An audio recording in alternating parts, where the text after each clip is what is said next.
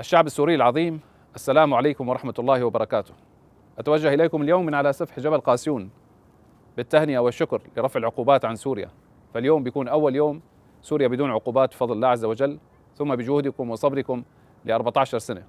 الشكر الجزيل لكل من ضحى وصبر خلال فترة الثورة السورية المباركة، لكل من استنشق الكيماوي، ولكل من هاجر وغادر أرضها، ولكل من غرق في البحار، ولدماء الشهداء الذين روت دماؤهم هذه الأرض المباركة حتى وصلنا إلى هذا النصر العظيم، وتوج بفضل الله عز وجل بأن ترفع القيود عن سوريا بشكل كامل. وأيضا أتوجه بالشكر الجزيل والخاص للرئيس دونالد ترامب رئيس الولايات المتحدة الأمريكية على استجابته لدعوة هذا الشعب السوري، وتقدير أعضاء الكونغرس لتضحيات الشعب السوري وتلبيتهم لدعوتهم برفع العقوبات عن سوريا.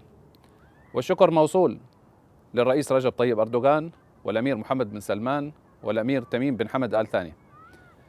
كما أيضا أتوجه بالشكر الجزيل إلى جميع الدول العربية والإسلامية والأوروبية التي ساندت هذا الشعب السوري خلال فترة حربه، وساندته أيضا برفع العقوبات عنه في السنة الأخيرة.